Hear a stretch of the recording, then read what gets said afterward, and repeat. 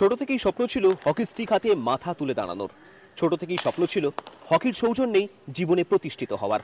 Hockey stick হাতে দেশকে অনেক সাফল্য এনে দিতে পারলেও শুভঙ্করের অর্থনৈতিক সংকট দূর করতে ব্যর্থ হকি।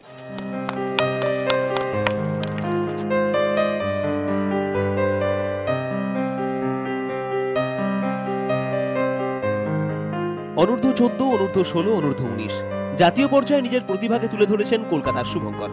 বিভিন্ন প্রতিযোগিতায় নিজের নামের প্রতি সুবিচার করে ছিনিয়ে নিয়েছেন প্রতিযোগিতার সেরার পুরস্কার। প্রশংসা কুড়িয়েছেন নামী হকি তারকাদের। এন্টালি হকি অ্যাসোসিয়েশনের মাঠ থেকে লড়াই শুরু করে শুভঙ্কর আজ জাতীয় স্তরের সেরা হকি খেলোয়াড়দের মধ্যে অন্যতম।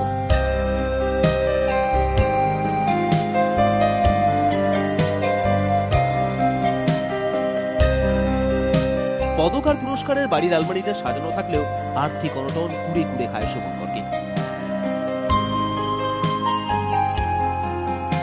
10 বছর আগে বাবা মা মারা যাওয়ার পর একমাত্র দিদির হাত ধরেই বড় হয়ে উঠেছে সে।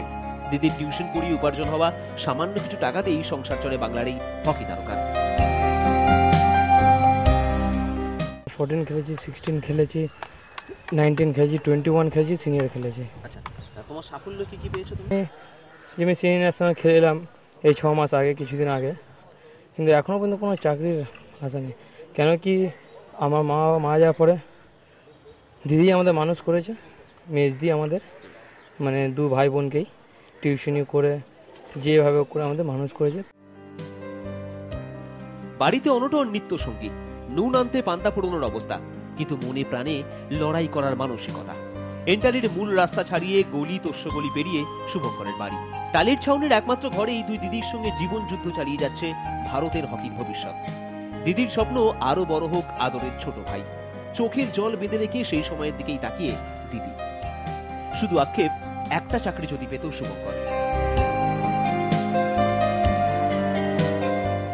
ভালো লাগে, ভীষণই ভালো লাগে। আমি তো অন্তত আমার সবকিছুই বলতে গেলে এর ওপরই ডিপেন্ড করে যে অন্তত এই যদি একটু দাঁড়াতে পারে তো আমি মনে করি আমি বোধহয় সার্থক। আমার ওদের পেছনের সার্ভিস বা পরিশ্রম করাটা বা আমার সবকিছু ত্যাগটা ওর ওপরই ডিপেন্ড করছে। চাকরি পেলে তো অন্তত আমাদের সংসারটা দাঁড়িয়ে যাবে। এই নিয়ে তো টেনশনেও আছি যে ও কি করবে, এই খেলাধুলা কতদিনও চালাতে পারবে আমি জানি না। রাজ্যের ক্রীড়ামন্ত্রী ক্রীড়াক্ষেত্রে নানা পরিবর্তন আনছেন, কিন্তু এখনো অন্ধকারই পড়ে আছেন রাজ্যের প্রতিশ্রুতিমান হকি খেলোয়াড়রা। একটা চাকরি বদলে দিতে পারে শুভঙ্করের জীবন। আশ্বাসের বন্যা বয়ে গেলেও জোটেনি শুভঙ্করের চাকরি। ক্যামেরায় রোহিত গণের সঙ্গে শর্টনেতু দাস, আর প্লাস নিউজ, কলকাতা।